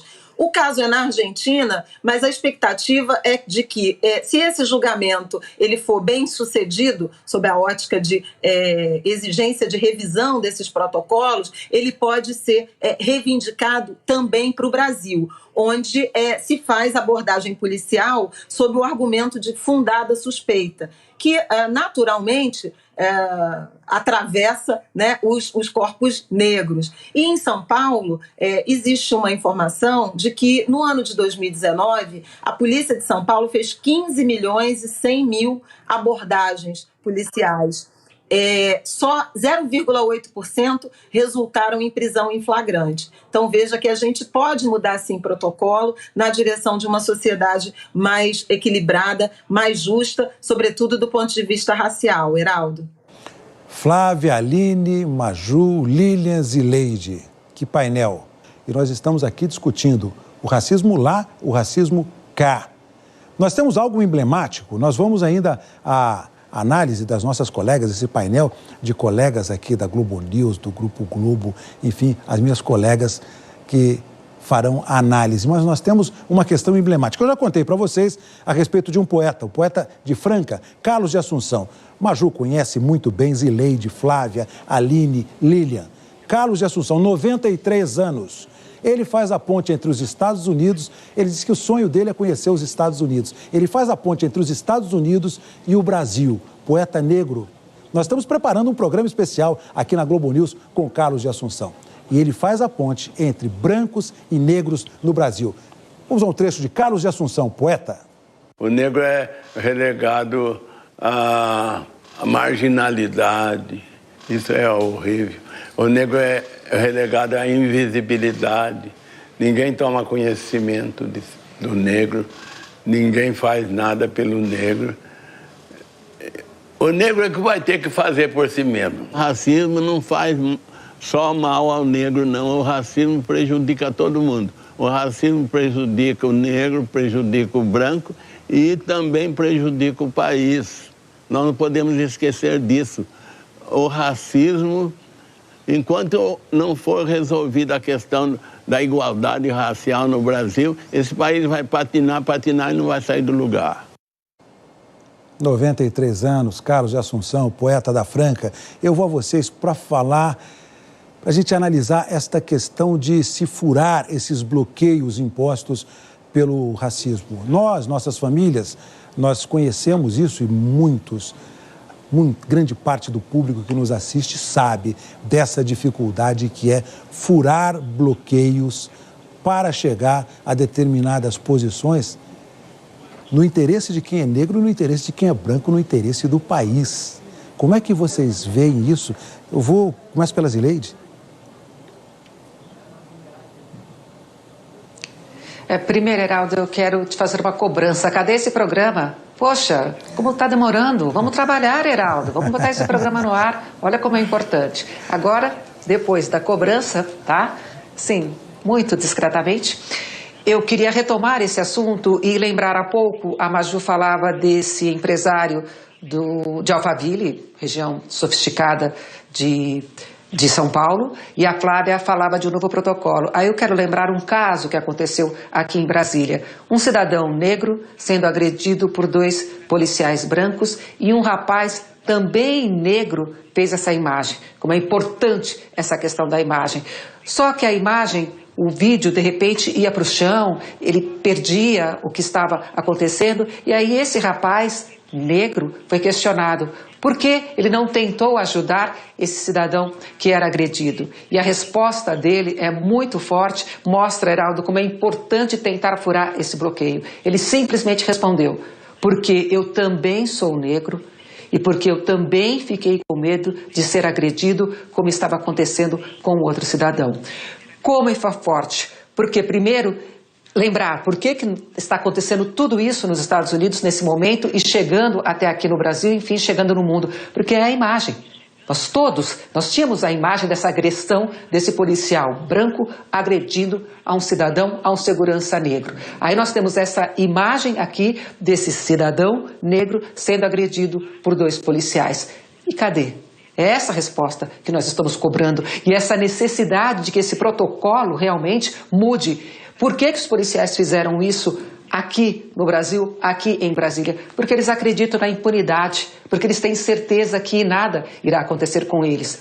Como está acontecendo nos Estados Unidos. O policial branco que matou está preso, que tem uma ficha corrida com pelo menos 17 agressões. E ele recebeu 2 advertências por escrito e uma advertência verbal. Não aconteceu absolutamente nada com ele até matar e agora preso. E os outros policiais que simplesmente acompanharam essa cena, com eles até agora não aconteceu absolutamente nada. Como a mudança desse protocolo, Flávia, é importante. Só assim conseguiremos tentar furar esse bloqueio citado pelo Heraldo Pereira.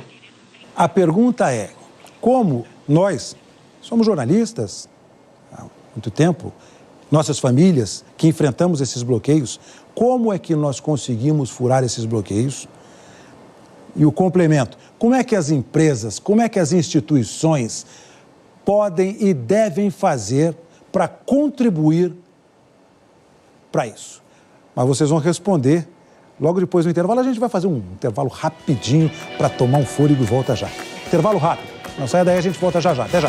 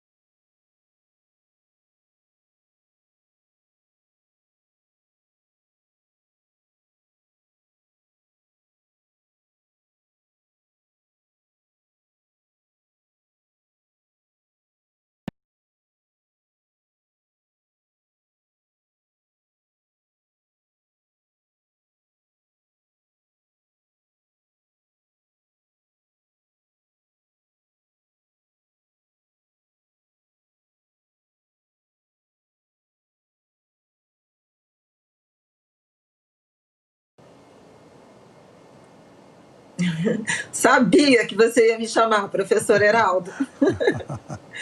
Heraldo, quando você perguntou quais foram as estratégias, toda vez que eu penso nisso, nessa experiência da mobilidade social, que nós todos, nós 6 aqui nessa tela hoje, vivemos, eu penso no compromisso, né, dos nossos familiares, ancestrais, antepassados, com a educação, né? O nosso povo foi trazido a esse território originalmente indígena e nos foi tirado nome, língua, religião, ou nos foi tentado tirar. E nós aprendemos, né? Acho que esse é um compromisso do povo negro. Vou aprender a ler para ensinar meus camaradas. E ler em todos os sentidos, e aprender em todos os sentidos. Então, o compromisso primordial é com a educação, e não é à toa que o movimento negro, entidades culturais e personalidades negras sempre se comprometem e cobram muito investimentos em educação, apoiam muito investimentos em formação, em educação e qualificação profissional. A última safra foram as cotas de acesso à universidade pública. No entanto, as empresas, o setor privado, mas também o governo, subaproveitam esse potencial, uma geração ou gerações, principalmente agora, né, de jovens negros muito bem formados, porque tem letramento formal, esse que nos é exigido pela sociedade moderna, mas um letramento também de experiência com o território, de redes de solidariedade, de relações comunitárias, de arranjos colaborativos. Isso seria absolutamente fundamental, lucrativo e rentável se incorporado à rotina empresarial. No entanto, o que a gente vê é que quando há algum tipo de oportunidades de acesso às empresas, normalmente são em posições de base. Tem muitos, por exemplo, jovens aprendizes negros, estagiários e estagiárias, mulheres, mas à medida que o sarrafo sobe, para usar um termo aí do esporte, o que a gente vê é uma invisibilização nos postos gerenciais, nos postos de diretoria, em presidências e também nos conselhos de administração das empresas. Há muitos estudos que mostram que quanto mais diverso é o processo decisório, não é sobre ter metade dos funcionários negros, é sobre ter metade dos gerentes, é sobre ter metade dos diretores, é sobre metade das grandes empresas serem presididas e terem executivos negros. Quanto mais diversidade no processo decisório, maior a capacidade de inovação e, portanto, de geração de lucro. É isso que o nosso setor privado precisa aprender. E eu digo mais, Heraldo, com urgência, ou ficaremos para trás nessa corrida por mais desenvolvimento econômico. Aline Midley, a participação do setor privado, da iniciativa privada, instituições, organismos públicos, privados, para contribuir com essa quebra dessas barreiras no nosso imenso Brasil?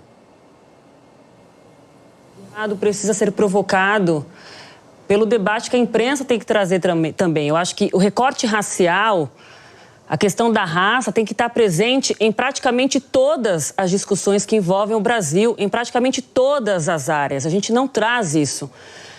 Nos Estados Unidos, por exemplo, quando a questão da violência policial, ela já está diretamente associada a isso. Isso é discutido sempre. A gente não faz isso aqui.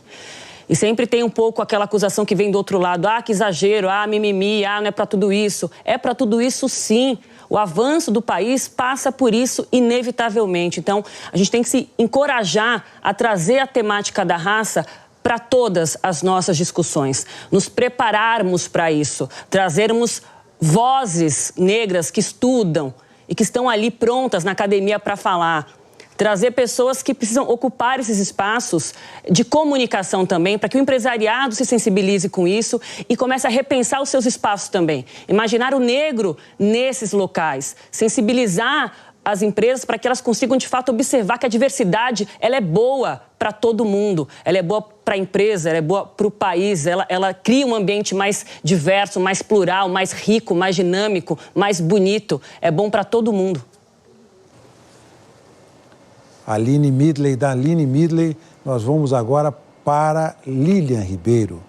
E porque você, Lilian, é também um exemplo de como é possível, nas adversidades, como nós, de modo geral, superarmos barreira para alcançar determinados sonhos, realizar as nossas vontades. Você é um exemplo a partir do Rio de Janeiro, conheço a sua história. No que as empresas podem não, que devem contribuir, no que as instituições podem não, devem fazer, para que a gente tenha realizado o projeto de construção dessa nação que incluirá brancos e negros.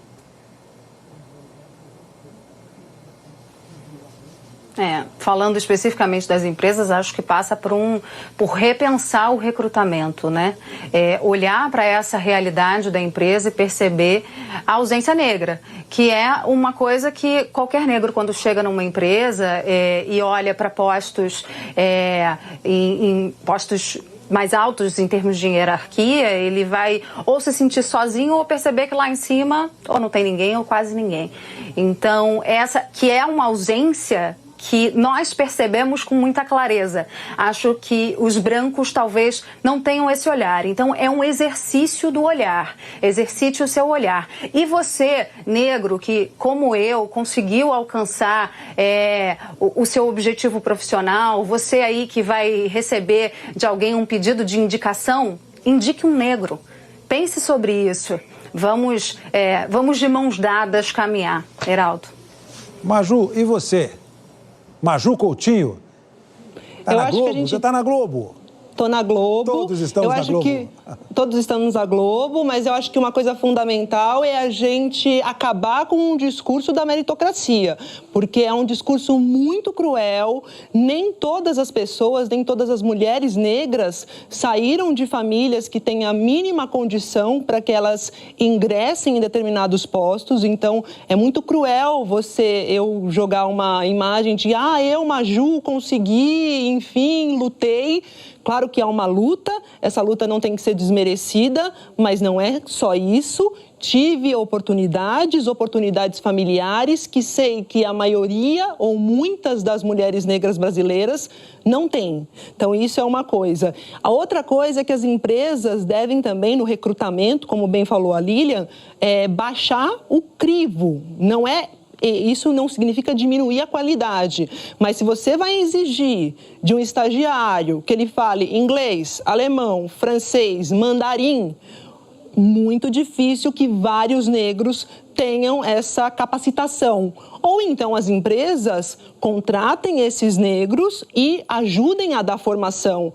Essa é uma atitude proativa, ajudar esses negros com o inglês, com a ambientação no ambiente que às vezes é totalmente branco e que muitos negros emocionalmente se assustam ao se ver num ambiente em que não encontram seus pares, em que os seus pares então estão geralmente em postos importantes para o funcionamento, mais subalternos, e não se veem na chefia. E como a Flávia falou, é importante negros na gerência, na diretoria, para um olhar diversificado. Diversidade é lucro, é bom para a empresa, é preciso acordar para isso. Maju Coutinho, como é que você e a sua família fizeram para furar o bloqueio? Conta aqui para nós.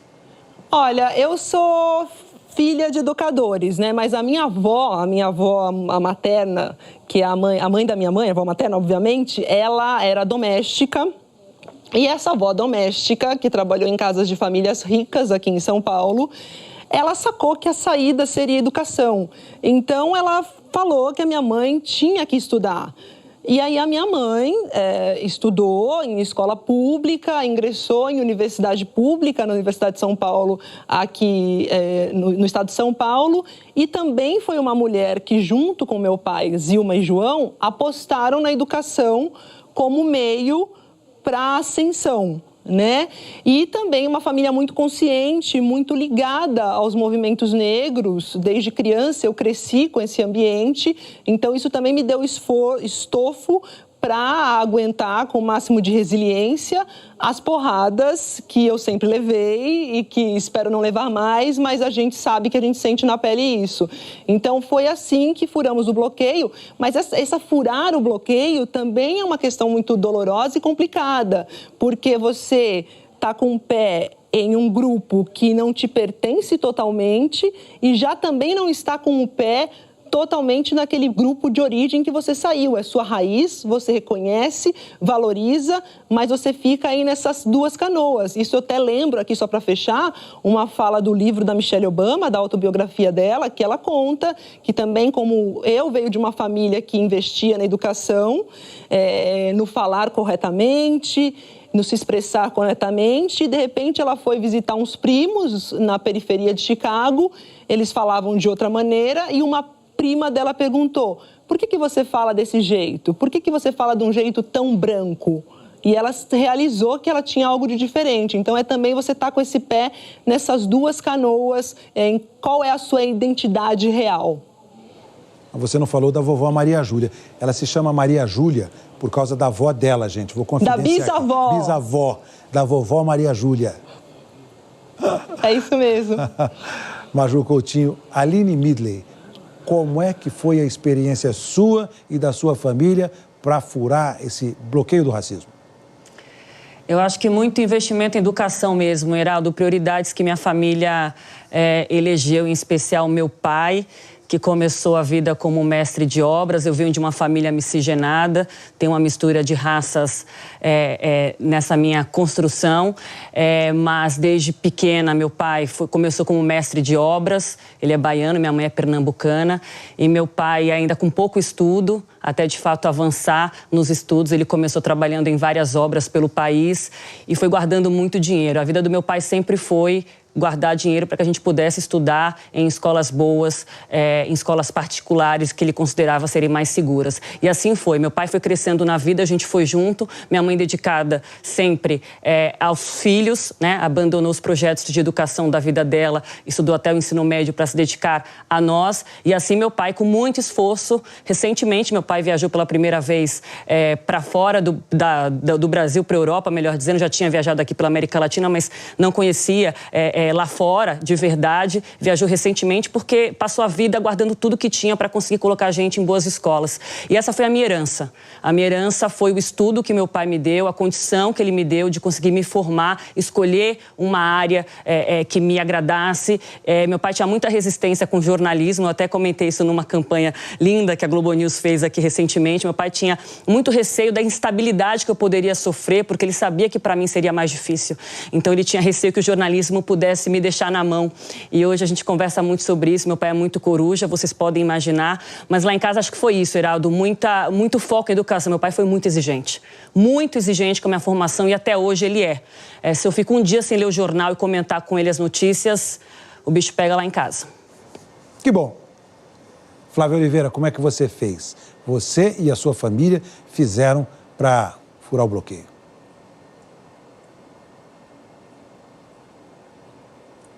O Heraldo, eu falei anteriormente, né, desse compromisso com a educação.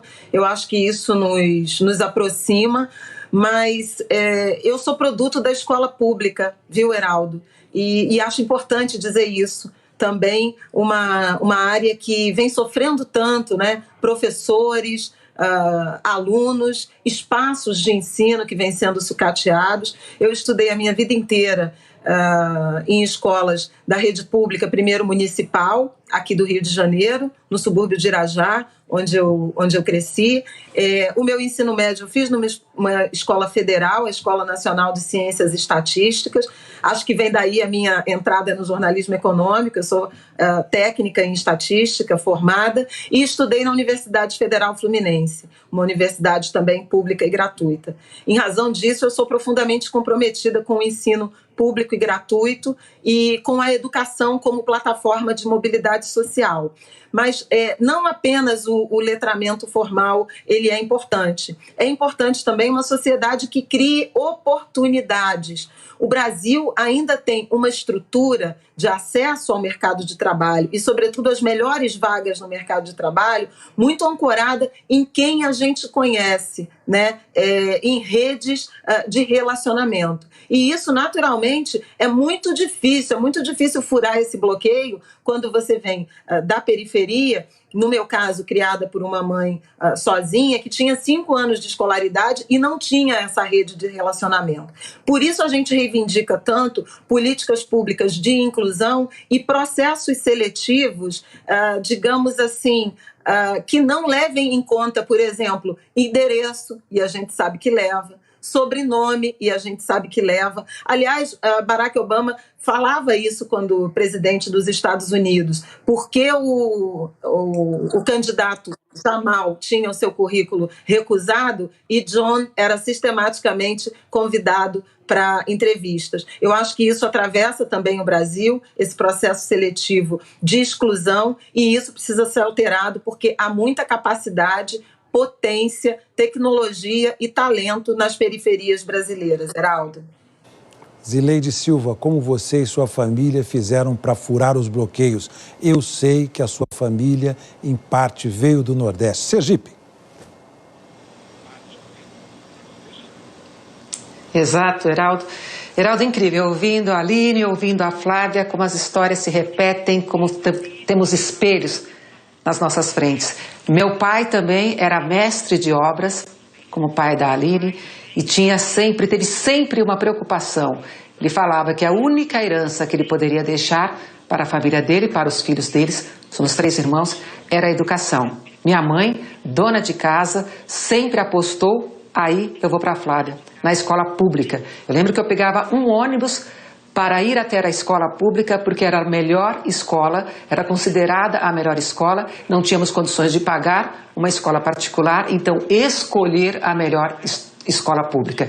Eu fiz todo o ensino, hoje fundamental, médio, em escolas públicas. Na universidade, para fazer jornalismo, aí sim, fui para a Faculdade Casper Libero, particular, e depois senti a necessidade de fechar essa educação. Fui para a Universidade de São Paulo, para a USP, para fazer História, mas aí fui obrigada a abandoná-la por causa já trabalhando, não conseguir concluir. Até hoje eu tenho essa... Falta alguma coisa, eu acho que é a história da Universidade de São Paulo, da USP. Mas então é isso, meus pais sim, são do Nordeste, são de Sergipe, meu pai e minha mãe, ele mestre de obras e essa aposta. E que aposta perfeita, que aposta correta, porque é mesmo a educação. Foi graças à educação que eu consegui furar esse bloqueio. E aí eu vou um pouquinho para a Maju, reforço realmente isso da Maju, pensando no jovem de hoje, no universitário de hoje, de quem está acessando hoje ao mercado de trabalho. Ele não pode realmente, o negro, o jovem negro, a jovem negra, o jovem preto, a jovem preta, ele não tem ainda o acesso a todos os mecanismos, a todas as técnicas que o jovem branco ainda tem. Então não dá para cobrá-lo. Não dá para cobrá-lo o alemão, o francês, o espanhol, o inglês, o mandarim.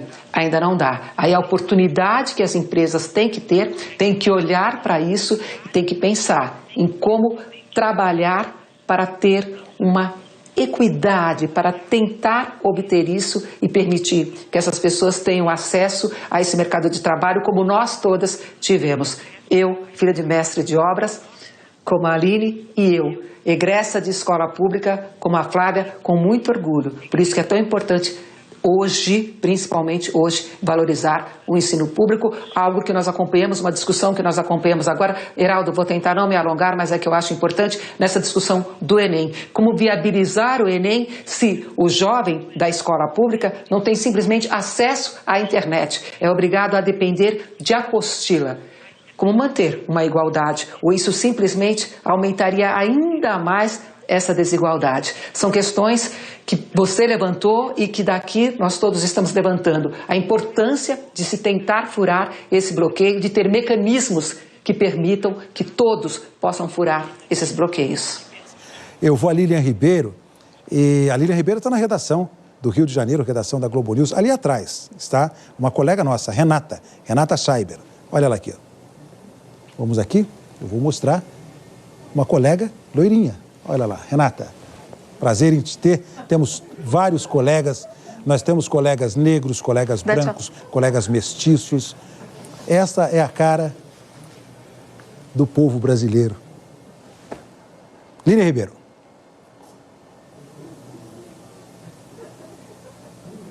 Eu já estou emocionada aqui. Ninguém chorou, aí eu vou acabar chorando. Mas é porque eu estou lembrando aqui de uma história, obviamente que foi a educação também, né? Que me ajudou a furar esse bloqueio. Meus pais não conseguiram chegar à universidade, eu sou filha de um policial militar e uma dona de casa. E meu pai, seu Paulo, que deve estar assistindo agora, teve um ano que ele tinha uma calça jeans e ele não comprou outra calça jeans, porque se ele investisse naquela calça jeans, ele não ia conseguir pagar a escola. E aí era aquela técnica que muita gente conhece, de secar a calça jeans atrás da geladeira para o plantão seguinte no quartel. Esse é um investimento muito duro para uma família conseguir que o filho chegue à universidade, alcance um sucesso profissional. Acho que não precisa ser assim, as pessoas não precisam sofrer tanto para conseguir chegar. E por isso, como sociedade, a gente tem que repensar esse acesso à educação e às vagas de trabalho, Heraldo. Obrigado. A gente volta já já.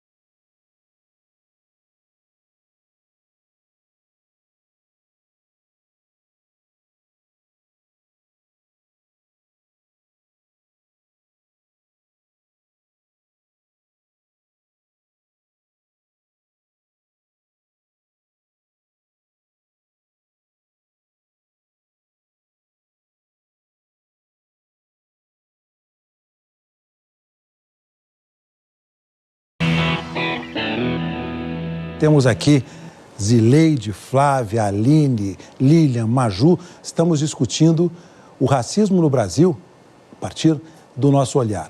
Eu pedi a cada uma que desse um depoimento a respeito das dificuldades. E também eu preciso deixar uma mensagem ao público telespectador, nesse dia muito importante nosso, de que a coisa mais importante que existe é o estudo, o trabalho e a união de um povo tão diverso como é o povo brasileiro, de um país tão importante que nós temos e que nós não podemos nos dividir na questão racial, porque não existem raças, somos só um povo. O que eu aprendi com esses anos todos de caminhada jornalística, para chegar a esse momento, estar com essas colegas, para discutir a questão racial, é que as empresas, os organismos, as instituições precisam ter um olhar para os negros também no Brasil.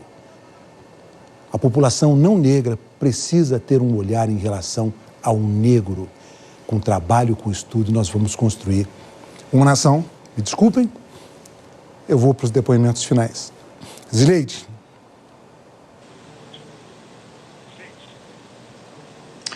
Heraldo, te ouvindo aqui, falando dessa importância, a importância desse debate hoje, de estarmos aqui discutindo essa questão horrível, que é a questão do racismo. Sabe, Heraldo, pensando aqui o que falar, sabe qual é o meu sonho? Que um dia isso não seja necessário, tá? Isso que você falou, não existe preto, branco, somos todos seres humanos. Que um dia, não sei quando, sei que vai demorar muito, eu já sonhei lá atrás que sim, nós podemos, com Barack Obama, pensei em ver um outro Estados Unidos. Enfim, que um dia, realmente, um debate como esse não seja absolutamente necessário, tá? Que sejamos todos iguais. Vai demorar? Vai, claro que vai. Mas é um desejo, é um sonho, e hoje, participando desse debate maravilhoso, me veio isso agora, quando você pediu essa avaliação final. Que isso não seja mais necessário, tá? Flávia Oliveira.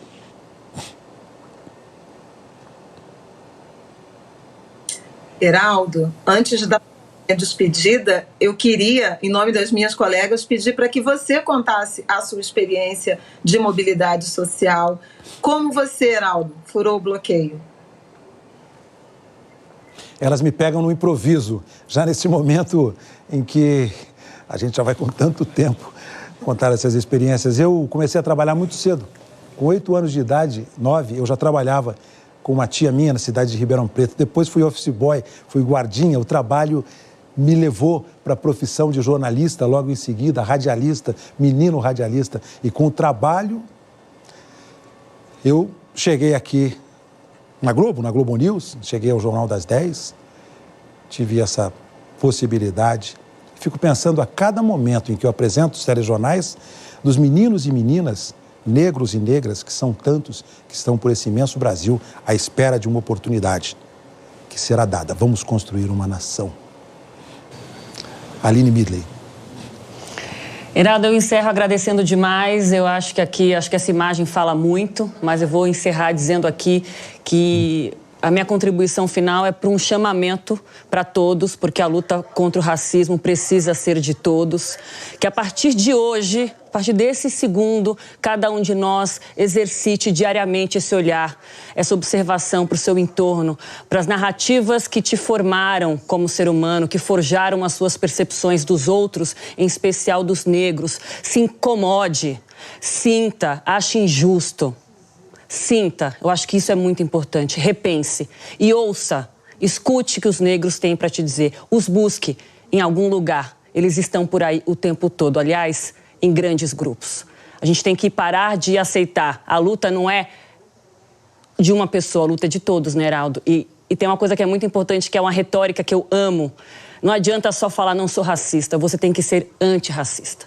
Você não pode silenciar. E se for o caso, grave. Isso também ajuda. Mais um exemplo que vem dos Estados Unidos. Aquela mulher que decidiu gravar aquela cena do George Floyd. E se ela não fosse gravada? Como tantas outras não são. Então, contra os silêncios e a favor do sentir. Flávia e colegas, a gente está numa dinâmica tão emocionante e eu preciso devolver a palavra para você, para suas considerações. Desculpa, Flávia.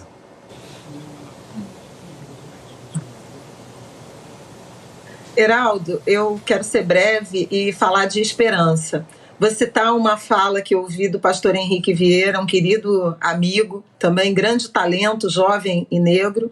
Ele dizia que otimismo é quando a gente analisa todas as evidências e acha que alguma situação vai dar certo. Pessimismo é quando, olhando as evidências, você acha que vai dar errado. Esperança é quando você olha todas as evidências, acha que vai dar errado e ainda assim insiste. Eu acho que nós todos nessa tela hoje somos exemplos da esperança dos nossos mais velhos, dos nossos antepassados, da nossa ancestralidade, vendo a juventude nas ruas dos Estados Unidos, na França, no Brasil. Eu tenho certeza de que há esperança de transformação e de melhora e preciso reivindicar que a esperança, Heraldo, é negra. Flávia Oliveira, Lilian Ribeiro, também do Rio de Janeiro, cidade maravilhosa. Eu quero agradecer, é uma alegria, um presente estar aqui hoje dividindo esse momento com pessoas tão queridas, colegas de trabalho tão competentes e que dividem as dores e alegrias de sermos quem somos, né? Eu queria só lembrar um verso do Emicida que eu admiro muito, que ele diz o seguinte, que no caminho da luz todo mundo é preto. Pensem nessa imagem e a igualdade é o único caminho. Obrigada, gente. Da Lilian, eu vou para Maria Júlia Coutinho. E toda vez que eu te vejo, Maju, eu me lembro da vovó Maria Júlia, a minha referência. Quero conhecer também, gente. Eu é a Bisa. Para suas considerações, Maju, por favor. Oh, sorrisão. Olha, gente, eu sei que foi um momento histórico maravilhoso estar aqui com vocês. Eu acho que a gente abriu uma porta muito grande aqui. E eu acho que desse momento histórico que tem que sair hoje, a pauta importante foi a luta antirracista, sim, mas que nós, negras e negros, não fiquemos numa segunda escravidão, que é só falar sobre esse tema. Fiquei super feliz de ver agora que Flávia Oliveira e Zileide Silva vão integrar aí o time do Jornal das 10, isso é importante. Então, que isso vá para frente. Falemos de racismo, mas a gente fala também de outra coisa. Eu não quero mais essa chamada só para entrevistas que falem sobre a questão do negro. Temos muito mais a oferecer e é importante que se normalize a nossa presença falando de diversos assuntos. E muito obrigada pela oportunidade. Foi lindo estar com vocês aqui. Eu quero agradecer uma a uma. Flávia, Zileide, Lilian, Aline, Maria Júlia, avô Bisa, Maju. Eu agradeço muito a vocês. Antes, porém, eu quero fazer um agradecimento especial ao Irlan Simões, que se não foi o primeiro a tuitar, foi o primeiro tweet que nós vimos aqui. Quero agradecer a ele e a todos os outros que retuitaram. Às vezes a gente acha que está fazendo tudo certo, mas a gente erra. E as redes sociais estão aí para nos ajudar a corrigir esses erros. Hoje e no futuro. Não falei que seria um debate revelador, necessário?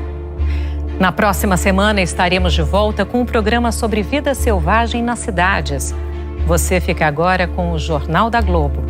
Um bom fim de semana e até sexta-feira que vem.